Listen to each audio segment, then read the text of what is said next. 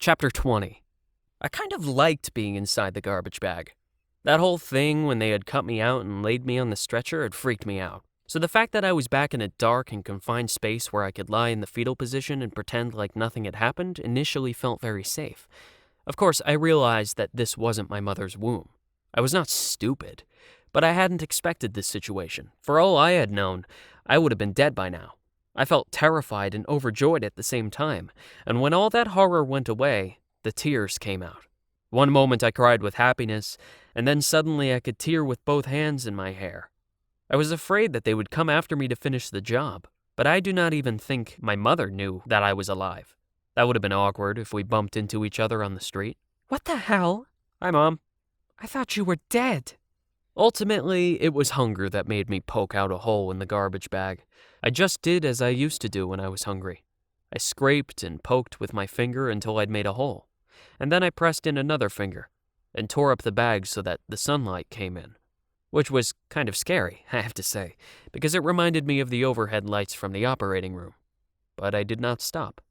I continued to tear until I could sit up. I raised my arm to protect my eyes from the sunlight. As far as the eye could see, there was garbage. Actually, there were some mountains on the horizon, but I thought that they were made of garbage too. And you might say the stench was insufferable, but I used to live inside my mother's vagina, so I was used to it. I began to crawl down on all fours, from the pile where they had dumped me. You have to remember I couldn't walk, and didn't have any clothes. The light was so extremely sharp.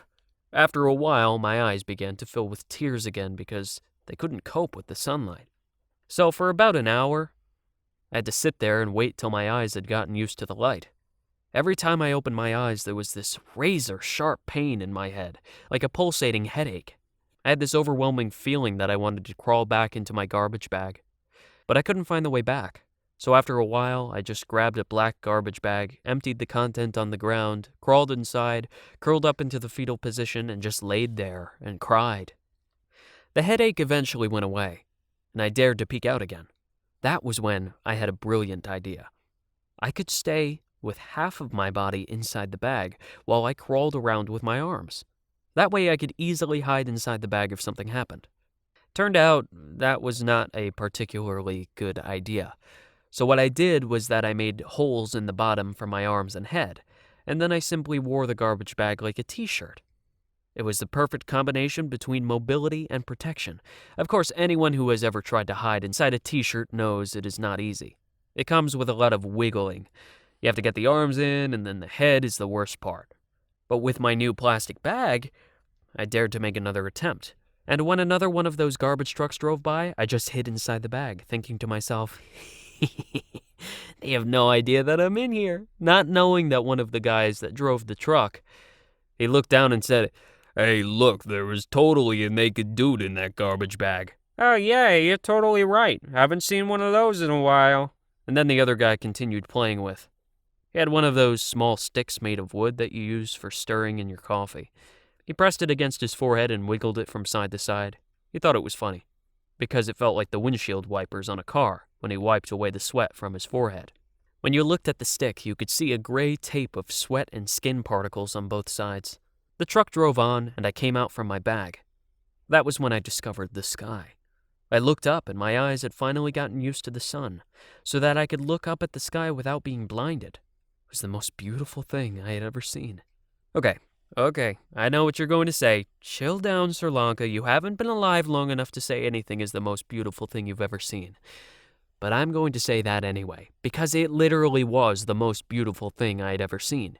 If you have never seen the sky, you have to see it. It is amazing.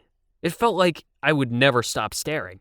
But 5 minutes later, I felt like, this is kind of boring, and crawled on. I searched through hundreds of garbage bags, but I couldn't find any blood. And when my blood sugar started to fall, I immediately began to sulk. Maybe I overreacted a little bit because of the blood sugar. But it wasn't just about the blood. I mean, even if I would find blood, where would I go? What would I do? I could not stay here at the dump and live in my garbage bag. I didn't have any friends, and I had no place to go. The only thing I could think of was to ask my mother if I could sleep at her apartment for a couple of days and drink her blood till I managed to find someplace else.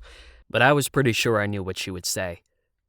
It was in this moment that I, by a strange coincidence, happened to bump into Boris. He was lying on top of a rubbish heap, dressed up as a naked mannequin. It felt so awkward.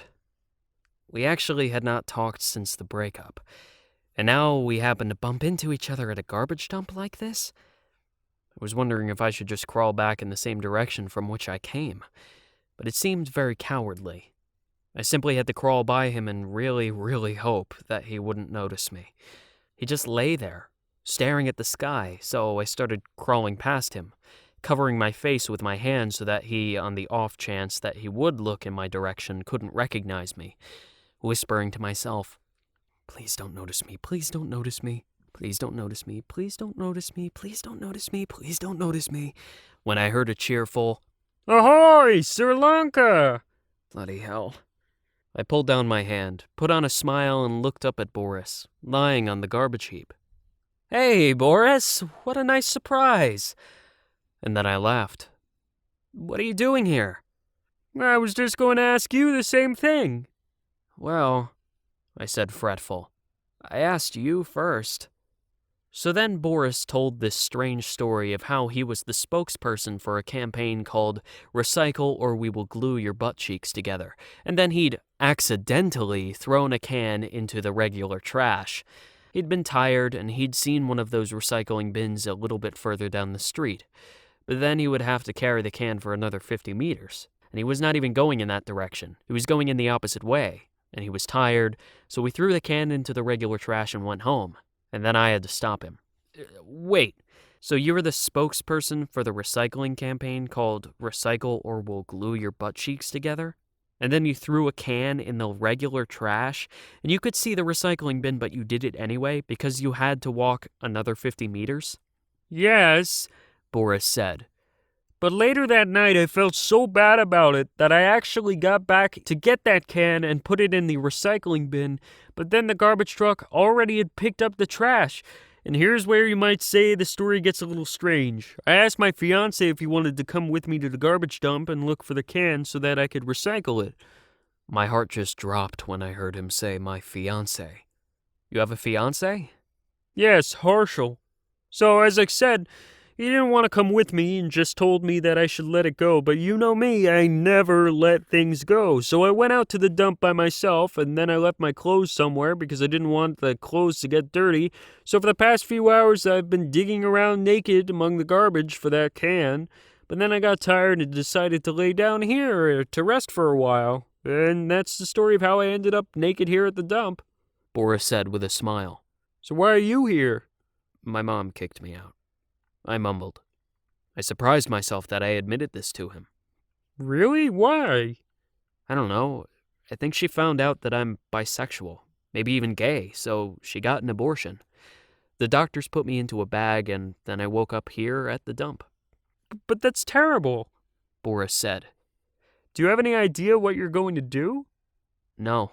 "Hey, you should come and stay with me in Harshal." What? No, I couldn't do that. No, it's fine," Boris said. "I've told Harshal everything about you. He would love to meet you. He's even said he wants me to invite you to our wedding next month." Are you serious? Yeah, of course. Oh, okay. Where is it? In the city. We can go there immediately if you want to. I don't think that I'll find that can anyway." Okay, cool. And then I started to crawl down the heap until Boris yelled after me. "Wait, Sir Lanka!" He said. "I can't walk. You have to drag me."